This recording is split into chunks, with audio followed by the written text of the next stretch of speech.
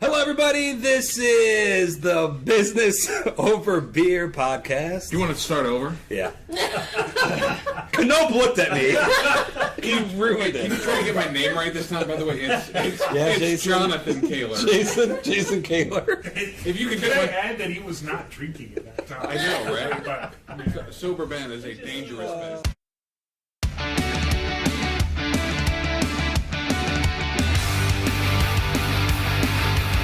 Welcome to Business Over Beer, where entrepreneurs, small business owners, and people passionate about what they do bring us their stories and their favorite beer. Hosted by Ben Surratt, Jonathan Kaler, and Jason Knope, it's time to get down to business and drink some beer.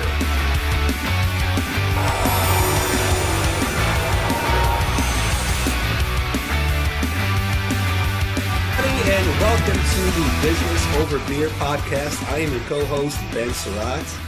This is the second biggest podcast in the Pacific Northwest, just under Sasquatch Hunters. Sasquatch Hunters, we're coming for you. We're coming.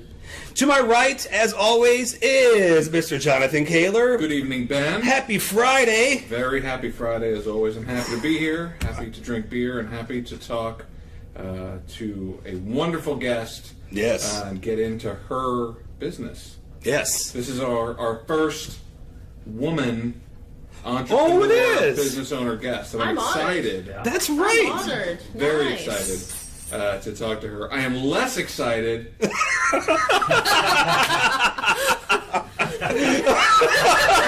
We don't even have to say anything. Oh, boy. Talk to Jason Knope. Welcome, Knope P. We're down with the KNOPP. Yeah, you know me. What's up? I'm doing great tonight. Happy Friday. Happy Friday. I'm excited to be here, and looking to my left, I'm a little not quite as excited. I'm a little worried. Yeah, I am too. Yeah. Because And curious. Yes, because our guest is pretty cool. I would agree. So who do we have? Brittany Ellingsen from Evolve Fitness Lab. Oh, yeah. Evolve. Cool. So fitness. Everybody assumes right away. Fitness, I got to get in shape. I got to cut down the beer. I got to cut down the pizza. I got to cut down all this stuff. I got to get rid of it out of my life. You say what to that? I don't think you should completely cut everything out. I am a big fan of enjoying the finer things in moderation, like beer and pizza, because those are two of my favorite things. Oh, thank Yeah. I was worried that she brought like water and No. Carrots. And I didn't Yeah. bring a Corona either. Oh, she listens to the She show. listens to the show. I am excited. So before we get too far into your business, let's drink beer. Yes. So I hear you brought a beer. I did. What did you bring? I did. So it's kind of a little saga. I ended up going to my favorite brewery in Vancouver to get my favorite beer here. However, I was in Boston last week, and I know, right? It's a blast. Mm-hmm. I had an awesome beer there that I unfortunately didn't have any room to take beer back.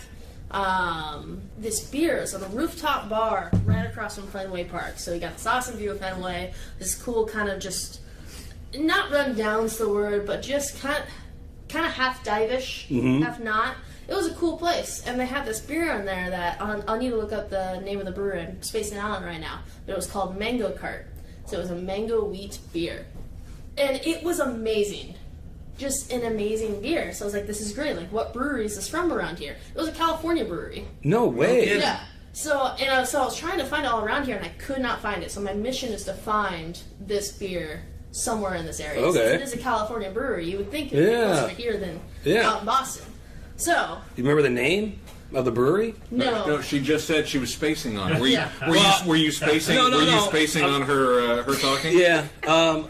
We'll find it. Okay, we're gonna find it. we got the brewery. Golden Road Brewing. Golden Road. Thank Golden you. Road, which is part of the Evil Empire. Just Yes. so we know, they Yes. are part of Big Beer. Oh, are they? They are. So I Maybe hate to suck the wind out of the room. Explains why it was out in Boston. Yes, I was gonna say that makes sense. So it's weird. Doesn't mean it's a bad beer. No. Doesn't mean that it's a bad brewery at all. Just part of big beer. We were talking about that in the 10 barrel. We were. So, and that's probably going to be a topic that comes up continually. But go ahead. So, well, the beer I brought naturally, I had. It's not this delicious beer that I just wet all of your appetites with.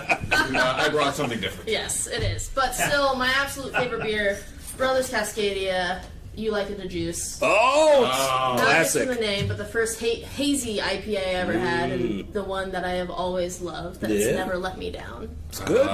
It's good. Mm-hmm. Open it up. Let's drink some beer. And it's a crowler. It is a crowler. Oh, she's got a crowler. Sure, if you'll want some. Oh, it's a nice sound. Good pop.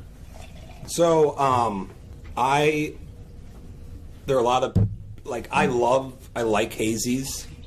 I'm not sick of them yet, but I am getting there. I can see how that would. I'm getting there. I can see how. I'm not sick of them yet, but I am definitely getting there. I feel like I've had more and more that I haven't enjoyed as much as when I wasn't finding them as much after having you like the juice, because this has been a staple beer for a couple of years there. All right, salud.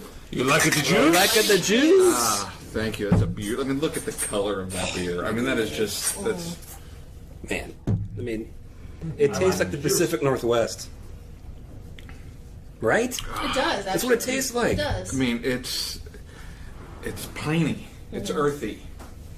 But yet somehow so fruity. It's crisp and fruity. Yeah, it's really, really nice. That's a delicious, delicious beer. So, Brittany, how did you get into fitness? Like, I read, we talked, obviously. You used to play tennis. I did. So I played tennis. I started playing when I was 7. Whoa. So I played all throughout high school, went over to Skyview High School, graduated in 2011, played there. I played mostly singles and then played doubles my senior year of high school, and ended up, because I got into a car accident like 2 weeks before the season started, turned out to be a big blessing because my doubles and partner and I went on to win state that year. No way. So we were the first tennis players from Skyview to have a state title. The next year after that, there was a girl that came in that she went on, played for U of A. I think she's graduated by now, but she came in and won state all 4 years in a row. So my joke is I won it first. My doubles partner. So that was fun. Went and played for 3.5 years over at Eastern Washington University. Went on and played as a walk-on over there. Just took my chances at a D1 school. So I was recruited to a lot of D3 schools, all within the same region too, of Linfield, Pacific. What's the other one next to Linfield? Willamette. Not Puget Sound. There's another one in that area, which were again a lot of D3 schools and smaller schools. But they were all literally smaller than my high school when I graduated from Skyview. So I went out and went over to Eastern.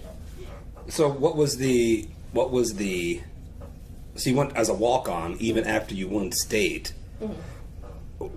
Why weren't you recruited? I don't know. I mean, I never went to college or anything. I was never in college sports. What's the level of competition there? Honestly, one of the whole recruitment things is a lot of D1 schools recruit from national tournaments. I didn't play a lot of national tournaments. There's one a year I played. I never really went out and played the whole big national leagues. Gotcha. So you got to do the circuit, I guess. Yeah, there's a kind of circuit. the big tournaments. I played one national tournament that was kind of more of a fun national tournament that was hosted by Billie Jean King. Whoa! Down in San Diego every summer. And so I did that for 4 years, and it was really cool because we actually got hands-on teaching from her every now and then, did short little seminars with her, so that was just really cool. Who's the guy she beat? I'm spacing on his name right now. Do you know? Who Billie Jean King? Steve Carell played him in the movie. Yes. I can picture him. I'm missing the name. It's killing me.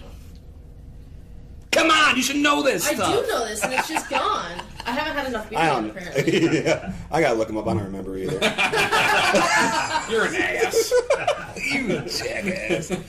I always found tennis intriguing because it seems to me, and we talked about it a little bit, very cardio heavy. Like cardio, just, but you were like, well, yeah, but it's more like wind sprint. yeah. Like, Yeah, it's definitely both. It's a high anaerobic sport, which is the fast pace. You're going, then you're resting. So you're using a lot of power. You still have to have good endurance because you only have, between specific points themselves, you have 20 seconds between points, or pretty much until the server is ready, because the server is the one that's pretty much leading the dance as you're playing. And so you gotta have to be able to recover quickly from whether it's you get aced, so you're playing for a second, or you're grinding it out for a minute. So. A little birdie flew over and mentioned who played against Billie Jean King. It was Bobby Riggs. Bobby Riggs, yep. Friend of the show, Sam, let me know. oh, Yeah. Yeah, we've got a statistician now today, so that's pretty good. We might have to have that all the time. Statistician. I kind of like that. so you graduate college, and are you automatically like, all right, trainer? That's what I want to do. Kind of. So my senior year, I graduated Eastern with a degree, my bachelor's in exercise science. I got a minor in psychology. And my senior year, I interned in our strength and conditioning center working with all the athletes because I needed an internship and I knew the coaches because I was in there. And so I spent a lot of time in there. When I quit playing tennis, I spent a lot more time in there, even working with my old teammates. So I spent a lot of time working with soccer, worked with my team for a little bit, did some track and field, helped out with football every now and then. So I got a wide variety of mixtures of sports, just interning and everything. It was a slow process of pretty much you're going to be, observing a lot and doing the grunt work. So I have a thing about chalk spills now and chalk messes that just... What? Chalk. Chalk. So hand chalk. I gotcha. That it just kills me to see someone leave a chalk mess on the floor because I was the intern cleaning that up after 50 football players are doing a LeBron thing and just. Canop's like shaking his head too. He's like, "You don't like it?" Yeah. I don't know anything about it. Oh, okay. So chalk just it dries up your hands. So exactly like climbers use, it dries up your hands so that you can grip the bar a little bit better. Yeah. So when you're deadlifting or doing Olympic lifting, it's great to have. Oh, yeah, you lift too. We'll get into that later. Yes, we'll get into that. That's amazing. So, interned for a while. During my internship, got my first certification, my USAW, which is USA Olympic Weightlifting. It's a level 1 cert, so that goes over a lot of the Olympic lifts, like the clean, hang clean, snatches, stuff that is typically seen in CrossFit now, but that's way pretty much overdone in my opinion. Wow. So, and then is it the different grips? Like, I see them where they go like this. Yes. So that is an. And how come not like this? Like. So what you were doing was taking your hands were face down, and then one palm turned up, so you're in an alternated grip. People use this grip for heavy deadlifts because let's say you have a bar in your hand, and you have two hands over the bar. When it gets heavy, your fingers tend to let go. When you have two hands here, even if your fingers let go, the bar's not moving, and so it's going to be more stable in this position. You can't really do that with a clean. A clean itself is when you take the barbell, explode up. It's called triple extension, where you completely extend your hips, knees, ankles. Bar comes up here, and then you come under to catch. And then a full clean is with you squatting down. Power clean, like catching while standing up. Jeez. I'm good. I just drop it. Yeah, I just drop it. I'd be like, I'm constantly afraid of my arms being ripped off. I want to understand then, to talk about the move from, this internship then into owning your own business. Because I heard something, and I don't remember where it was, but it just always stuck with me. It's, you can be a great baker. You could be a world-class baker. Doesn't mean you have any business owning a bakery. Yeah. Right? And so I'm always just fascinated by... you've got all of this education, you've got all of this talent, you've got all of this background in sports.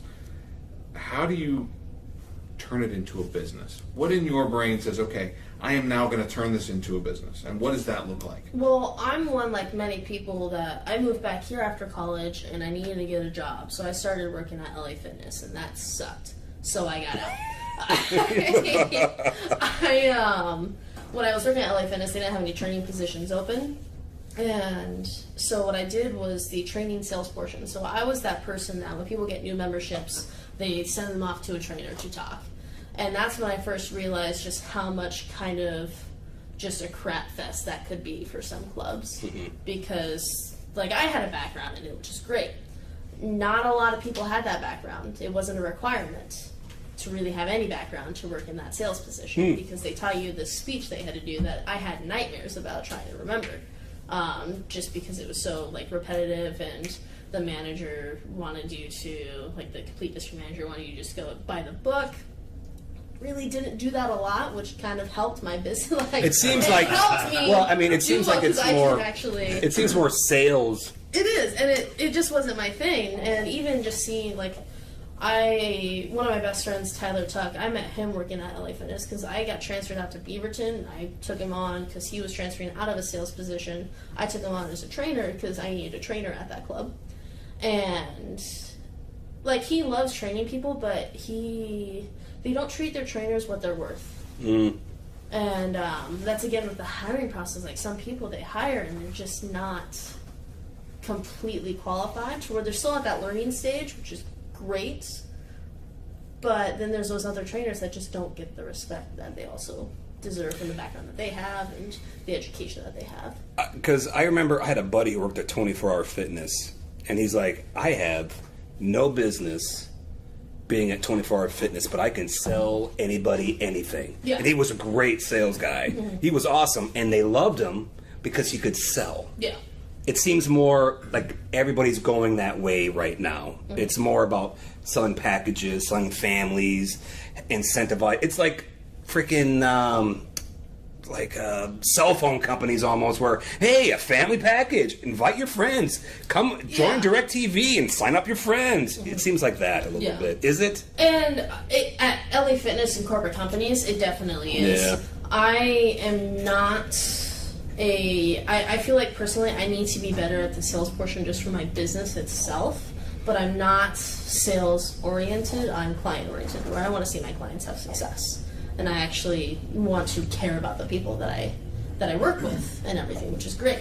That's your sales pitch right there.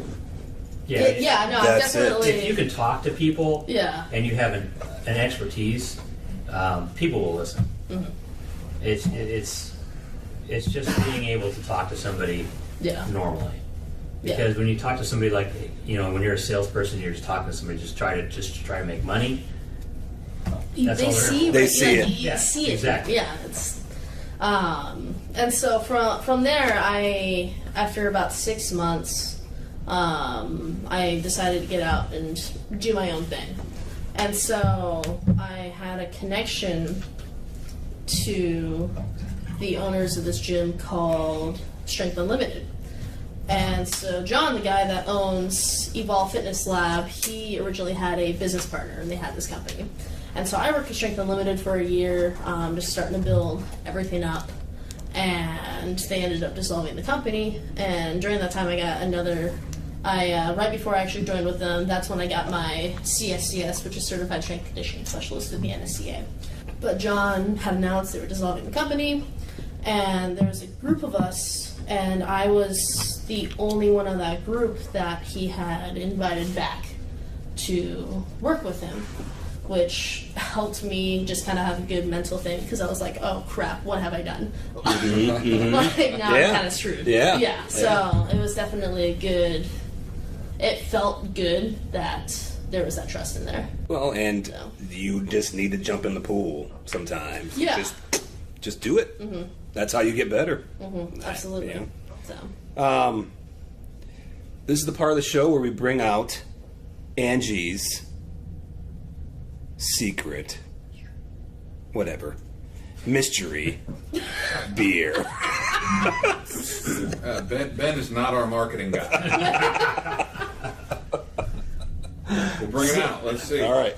What do we have? All right, drum roll. This is Hopworks Urban Brewery. Some hub. Ace of Spades. And once again, Ben asked his wife to go easy. She laughed at me. She's laughing. Like, she okay. got us an Imperial Pale Ale. An Imperial India Pale Ale. So thank you again, Angie, for going easy. Hub is one of my favorite breweries. When we first moved to the Portland area and in Vancouver, with kids, absolutely. take your kids and be able to drink beer and have a place for them to play and enjoy themselves while the parents get to play and enjoy themselves. So a very special place in my heart. Would you like to open it, Brittany? For Hopworks? Absolutely. And this is a really good beer. I'm excited. That's a great sound. So Ben, let's continue down this path. So how did you? So you got asked to be kind of part of. Well, I mean, not ownership in any way, no. So I'm an independent contractor for them. So my actual business name is Brittany Ellingsen Strength. Okay. And so out of UL Fitness Lab, that's where I train, that's where I represent. I teach a lot of their group classes out of there because they have group memberships, and then I do my own training thing out of there. I am not really smart with like personal trainers and stuff. Do you have a certain clientele that you're kind of? What's your perfect client in a short? Like, what's your perfect client that you're looking for? So my forte and perfect client, people I love to work with, are someone that has a little bit of a background in training. Okay. Just even that little bit to where they have some mechanics down. They know how to hit basic lifts, because that's when it can get fun, and then when it can get intense into it as well.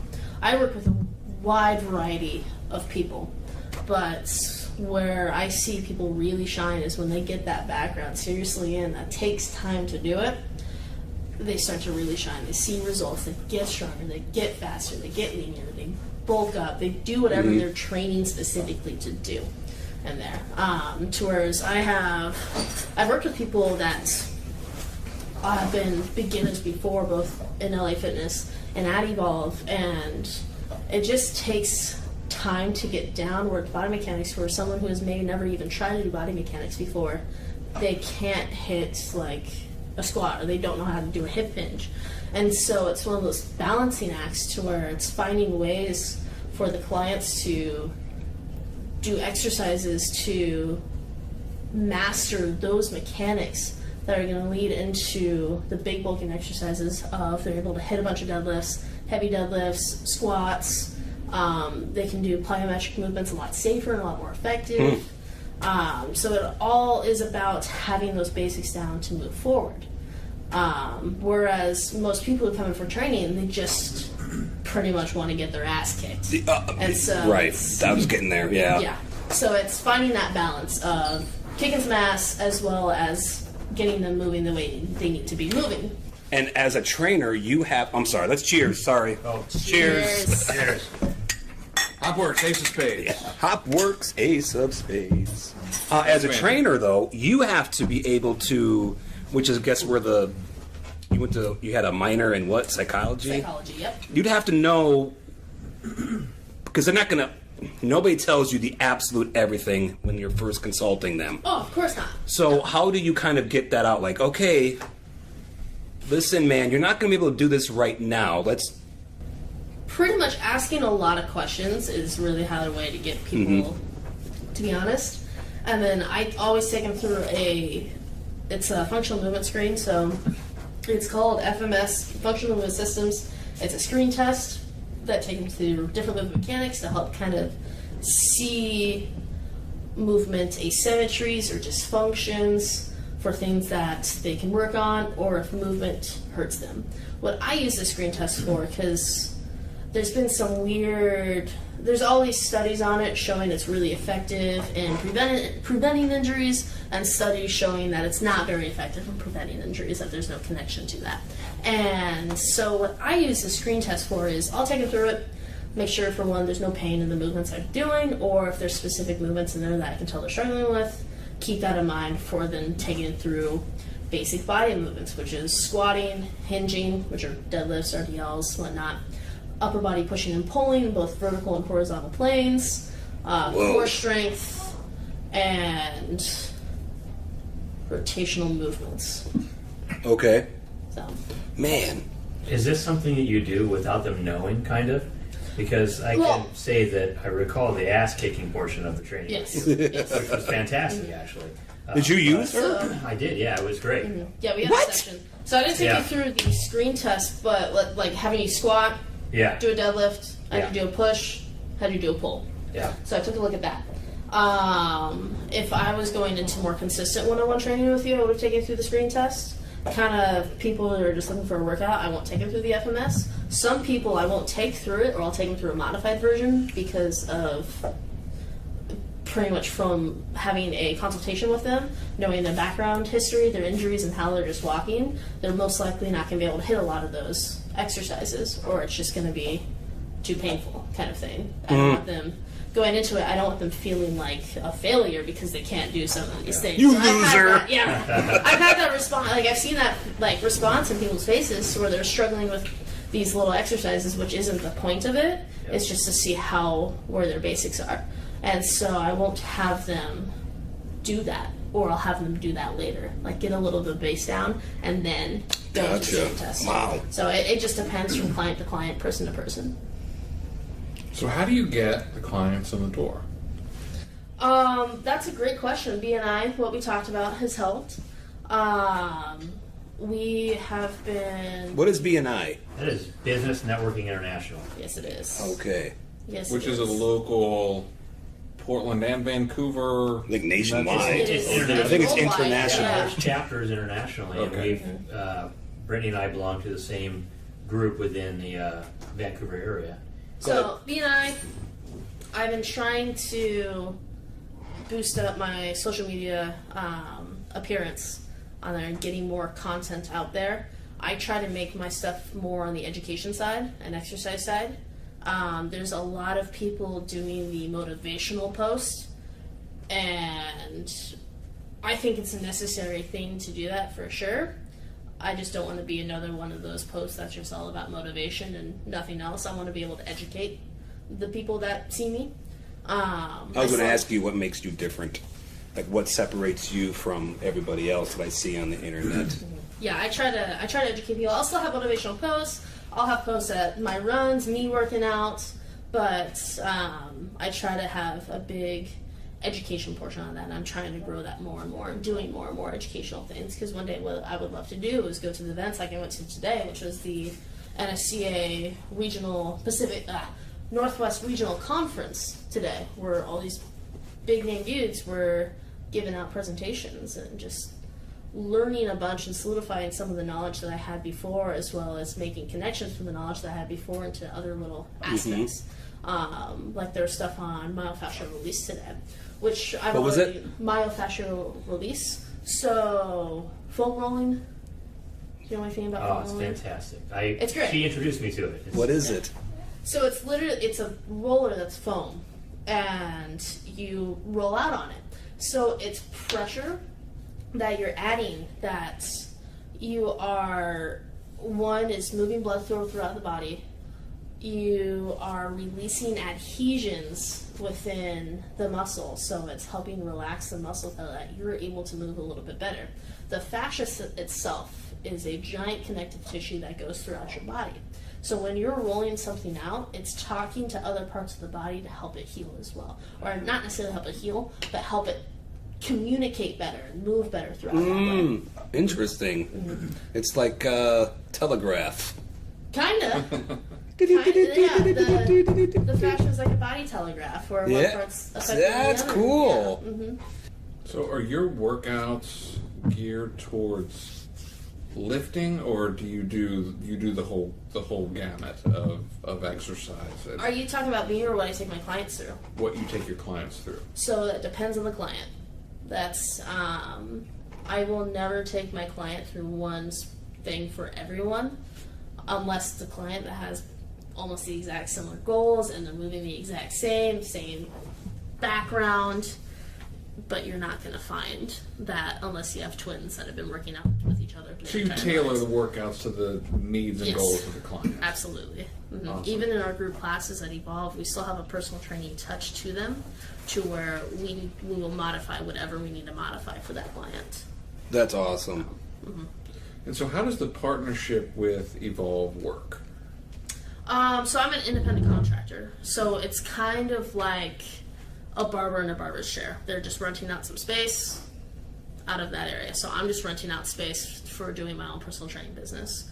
And then I love supporting Evolve. It's much easier for me to say that I work out of Evolve instead of explaining that I'm Brittany from Brittany Ellingsen Strength. I work out of Evolve Fitness Lab. It's too much. And so I always just say that I'm from Evolve Fitness Lab because that's where I primarily train. I just started up doing online training, and I do in-home training by request as well. I don't do a lot of that, but I will do that by request if it's something that time-wise works. And so they're a traditional health club like you would picture. Yeah, it's just a family-owned gym. And so they get their membership in. And then do they sell on your behalf and say, okay, well, we do have personal trainers here. Mm-hmm. If you want more one-on-one, I can hook you up with one of my personal trainers, and then they refer business to you. Yes, 100%. Is that how that works? Mm-hmm. Okay. Yeah, that's a huge part of it, is that he's helping all of us out by handing us these clients and referrals that come through him. And then clients that you would meet outside, can you bring them into Evolve 100%. Without them being members of Evolve? Yeah, no. None of my clients have to be members. If they want to work out in classes, that's when a membership comes in, or a 10-class pass comes in, or they just do drop-ins if they want to drop into a class and do a workout. I've had clients where if I was out of town, they didn't do a workout, they go drop into a class and do a class. So it's not, I know some gyms, they require membership for their personal training clients, even though they have nothing to actually do with the gym. It's that they're there for the trainer. Ours is just coming in and working with the trainer. There's no need for a membership to do that. So what's the long-term vision for you as a business owner? Like, are you happy doing this, or what are your longer-term goals and longer-term vision for your business? How do you see this evolving and growing over the next 3 to 5 years? So I'm extremely happy with my business. Right now what I'm trying to do is grow an online business. I want to continue working with the people that I have in person, but I want to expand into doing online training so that I could have more kind of freedom throughout the week of shortening my in-person schedule, having more time to spend on the online training, online clients, as well as an education part of that, of getting out more content for people to have access to and to learn from. I am currently going through my master's program of getting my master's in applied exercise science with a dual focus in strength and conditioning and human movement science. So once I'm done with that, what I want to pursue more is kind of that education route of not necessarily being a professor or anything, or a teacher or anything, but going out and doing things like the event I went to today, is going out and speaking at events, being a educator for other trainers wanting to come in. So talk about the online portion. Would you do would it be like video classes, or would it be more educational where you're talking to larger groups? Would it be like live webinars or live, or kind of talk about the pre-recorded? Yeah, so what is the different variations of the online content there? That kind of stuff is something I want to build into one day. What I'm trying to build right now is it's personal training. It's just done online. So one of my packages is for 30 minutes once a week, Skype call or phone call for a coaching conversation, and then you get a program, whether it's 4 weeks to 8 weeks program. It's kind of up to where the client is and what they're going for. Of these workouts, well, there'll be videos, whether it's my videos or the videos from the system, or videos I pull from other trainers that have these exercises, to really get access to those, and me pretty much telling them, like, send me some videos of your technique for technique checkups, and just holding them accountable for their workouts. So it's literally just personal training. It's just done online. Very cool. Yeah. And then I am offering nutritional accountability as well. So another one of my certifications, and my nutrition certification, is through Precision Nutrition. and it's a nutritional. It's not a nutrition plan. I won't ever give someone a nutrition plan to eat this and this and this at these times, how much of this and whatnot, because I don't necessarily believe that myself. I know there's plans out there that have worked for plenty of people, which is great. I know that plans out there that have worked for people and then they didn't know how to continue that on their own, and then it went back to what they had before and their diet before, and then they gained back all the weight they lost, or they lost muscle that they had gained or whatnot. And so the precision nutrition, when I was going through that, it's all about habits. To where I did a program with them, and the first 6 weeks, it was every 2 weeks you did a new habit just to practice. First 2 weeks was literally just eating slower. Second 2 weeks was eating till you were 80% full. The 2 weeks after that, I believe, was water. I think just drinking more water throughout your meals, I think. I can't remember exactly, but the first 6 weeks, you're not even touching and this was a pro coach system, you weren't even touching what you were eating. You were doing the same things. You were just eating slower, and you were eating less. How you were eating, how you were doing it. Yes. So tell me about this. How do you tell somebody how to figure out how they're 80% full? Because I know starving and I know full or over full. So 80% full, I don't know how to tell if I'm either still hungry or I'm still feeding my face. So this is the sad part of leaving food on your plate. Is a way to do that is leave a tiny little bit of food left on your plate that you don't eat. Another portion of that is from the 2 weeks previous of eating slower, because the slower you eat, the more time you have to digest. Because that moment when you can digest it, that's when you start to feel full. Whereas I know when I'm stuffing my face, and I'm like, if I'm starving by the end of the day because I hadn't eaten anything in hours, I will stuff my face till no end, and then I'm still hungry. Go stuff my face some more, and then I'm laying on the couch feeling like I'm about to die because I just overate because I didn't let myself digest. I call that extremely satisfied. Oh, okay. That's just me. I mean, you're not wrong either. Like, it's a beautiful experience during. That's what makes Thanksgiving so awesome. Yeah. The post-Thanksgiving naps. Yeah. So we understand you've got a beer and fitness thing that I think certainly fits on brand for us. Yeah, Yes. duh. Talk about that a little bit. So on Facebook, I gotta get another episode up. What I've done every few weeks or so is just pretty much me talking, and which always me talking. Taking a workout and talking about a beer with it. So what I'm trying to do is promote moderation within fitness. Like how I talked about earlier, is I believe in moderation within beer and pizza, and then having a healthy diet and lifestyle with it too. You gotta have these great things in moderation though. And so what I'm trying to do is taking these workouts that I'm doing, or coming up with fun different workouts that I've done, and I don't ever want to compare of this workout's this many calories, so you now get to drink this many beers or whatnot with it. Is kind of giving awareness to how many calories you're really burning within one workout, whether it's less than people think it is or more than people think it is, just to have a guide marker of this is really how much work you are putting in. For example, a strength training workout most of the time is going to be way less calories than if you were to go out for a 30-minute or an hour run, depending on the time. However, your metabolism's boosted up throughout the day, so you have to keep that in mind. So just little things like that to just get educated on what you're really doing with the work that you are putting in. And it's going to be a little different for everyone, of course. And then just highlighting a beer. Most beers in the Vancouver area. I've done a couple others that weren't in the area. And so just supporting the love of beer while showing off a good workout and trying to get people to have the knowledge of how much work they are really putting in with them. Because like I said, everybody thinks that you have to give up something. That's not the case. It really isn't. Yeah. You can do it. You have to have it in little bits. There's ways, like for food, for example, like if someone likes going out to eat, having this great meal, a specific meal each time, but they're doing that so much that they're not seeing the progress they want to see, make it at home somehow. That's something that my boyfriend and I have done recently. Chris, we ended up going to Taco Bell one night because we were super hungry, and that's like the best terrible food Right? in the world. We both really wanted crunch wraps though, so what we did was just found a way to make them at home for like a treat.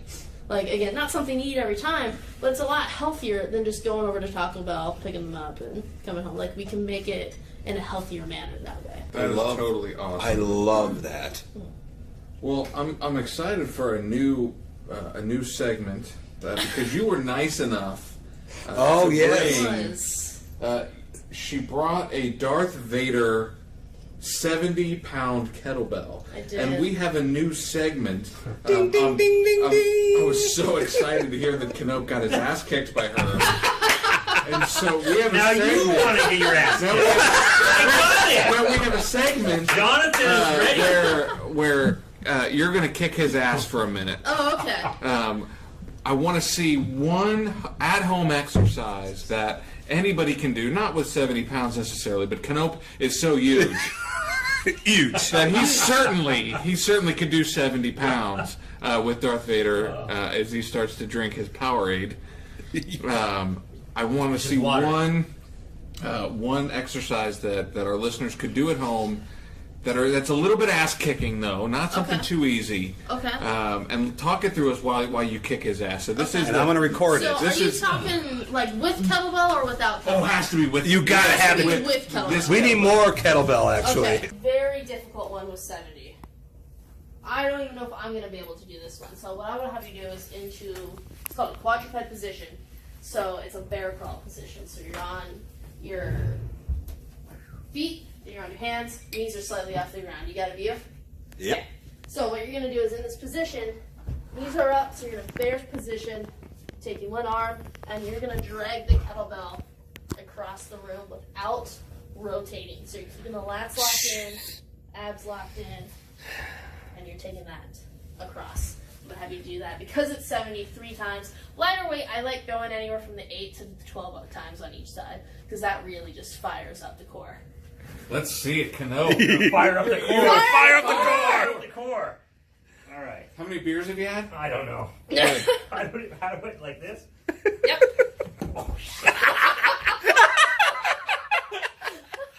That is awesome.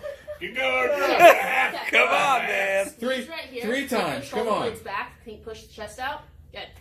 One. Keep your feet on the ground. Keep your feet on the ground. You're huge. Jonathan is next. That was one.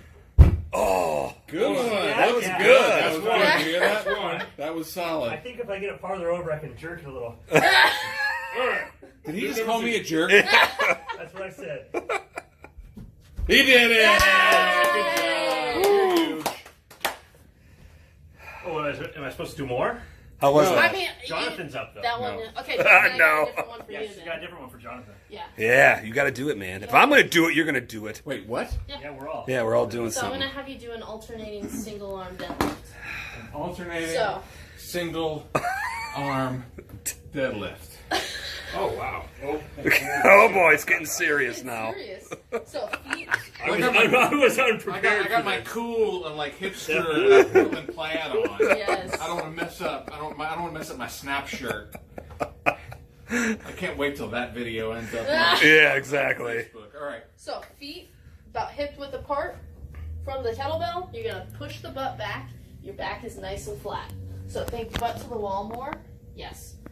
So take one arm, lock the shoulder blades in, stand up tall, and bring the. That was easy. That was easy. That wasn't hard at all. Thumb Thank down. you. That was. Did you see how easy that was? Okay, do it. Switch I sides. just did it. Stand up. Now do it again. Oh, I gotta lift that. Yeah, you gotta Yeah, lift it. that thing. I gotta have more cowbell.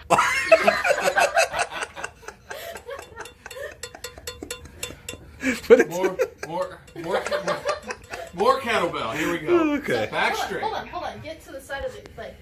There you go. Forward. Right there. There you go. All right. So now push. All right. the- I love. There we go.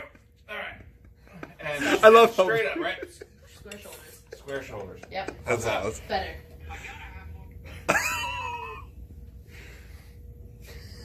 What popped? Okay. Can you move? Or? Should I cough? I don't know that it's safe. It's not safe to cough. All right, one more. Here we go. Butt to the wall. Get, All right. get closer in, get closer in. The further away from your body, the further away is from your center of gravity, so you're going to pull into your back more with it further. There we go. Look at that. That's That good. was one. Yeah. And done. Now do 8 more. 8 more. Awesome. I Thank don't you. pay Hand that phone over. When I pay you, then you can make me do Oh, 8 okay. more. Sounds Hand that phone over. No, that was cool. Where'd you Thank go? you. What am I going to do? I don't know. She got something. All right, one more for Ben. Got one more? Oh, Ben is excited. You can All just right. hear it in his voice. I'm going to have you do a Press record, I 3-point... guess. not 3-point row. 3-point row. We'll use the chair. So, this is a little heavy for me for 3-point row. 1 foot forward, 1 foot back, 1 hand on the chair. You're going to grab the kettlebell, push the chest out so your back is nice and flat, and then rowing with the shoulder blade. You're going to bring that kettlebell up. Oh, he got the easy How one. many times? 15. Yeah, 15 sounds good. 15. Let's count it off. Back straight. So you want to squeeze right here. Okay. That was under his shoulder blade. Okay. Yeah! 1. 14 more. Just 14 more. Relax through the strap here. Think real strong right there. Push the thing chest around so we out. can see Darth Vader. Oh my goodness. Spin that thing There's so we can see one. Darth. Good job, man. Good job. Woo! 15. That's what I'm talking about. Right. That is Bob right there. Hey, not bad for a bunch of beer. I like how you were just sitting there telling Kaylor, hey, yeah, with your beer. All right, let's do that. Yeah, and then go back over there, man. Yeah, right there. That was awesome. That was cool. All right. Well, that was fun. Thank you. Thank you for that. It's been Thank an you. hour already. Yeah, thank you for being here. I hope you had fun. Oh, I had a blast. If people want to learn more about you and what you do, where can they find you? So on Facebook, we have the pages Evolve Fitness Lab and then Brittany Ellingsen Strength. We always have connection within those pages. I'm always sharing stuff on both of those, so easy to find on both of them. Evolve Fitness Lab or Brittany Ellingsen Strength on Facebook. Awesome. Can people find you if they want to? Where can They can find me at the doctor's office, along with the two of you. Oh, yeah. And find us at bizoverbeer.com. Check us out on Facebook and Twitter at bizoverbeer, B-I-Z. Before we The go, final question. Brittany, if you had one ticket, first-class ticket, anywhere in the world, You have to leave tonight. where would it be and why? Norway. I have family I've never met in Norway. Norge. Yep, good old Norg. And so definitely Norway. I don't know what it is. I know something on my dad's side of the family that my dad has. It was my grandpa's. I think it's part of a reservation on an island that they own as well, or owned, or at some point it was part of my family. Still not 100% sure on that, but I'd love to see that. Yeah. And then meet the family you've never met. There's always a Christmas exchange my dad and the family out there That's does. where they all are. That's where, And so that's where Santee lives. it is where Santee lives. I gotta go see Santee. You got to Go make hit that all the happen. elves. You've got to make that happen. Yeah. That sounds pretty awesome, isn't it? Thank you, Brittany. Appreciate it. Yeah, thank Thank you. you. Thanks for having me. And thank you all for listening. Yeah, we appreciate you guys. Next week. All right. Bye-bye.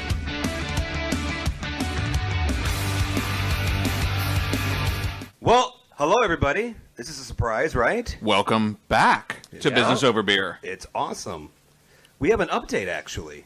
Brittany came back because she has some news. So we understand you're having a little change in your in where you're doing your business. Tell us a little bit about that. I am. So it's been going on a few weeks. Everything is done today. I picked up my key the other day. And so it's a transition from Evolve to an awesome gym called Therapy Fitness. And I love working with Evolve, but what I'm excited about for working with Therapy Fitness is I'm not teaching any group classes over there. I really am not connected to the gym at all except for renting space. So I get to focus on building Brittany Ellingsen Strength now. and building my own thing out of this gym. Because these girls, what they've done is, their names are Carly and Savannah. What they've done is they've just rented space out from other gyms, and those gyms just let them focus on their own thing. And they've gotten to this point that they needed their own gym and had the opportunity to buy out the gym they were working in. And so they are giving other trainers, including myself, my friend Shauna, to do the same thing because they know that we want to own a gym one day and build that. So we get to focus on building ourselves up, getting our following, getting our clientele, that we can pursue that dream one day, pretty much. So it sounds like you're building your brand even broader now. And Exactly. bigger. Exactly. Yeah. Well, that's awesome. Well, if people want to follow you now, where are the best places to get you? Facebook, Brittany Ellingsen Strength. My website's just about to be up, BrittanyEllingsenStrength.com. Instagram, my friend and I run an Instagram together. It's called Puff to Buff.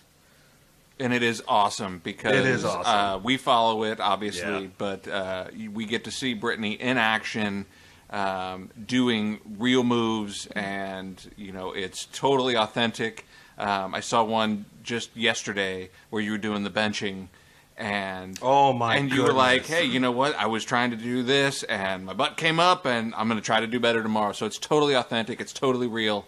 And I really appreciate that. Yeah, I try to put my goofs on there, for sure. I've had a couple of videos on there that, like, I've done a squat weight and I just couldn't get it up. Like, I've done some fails on there.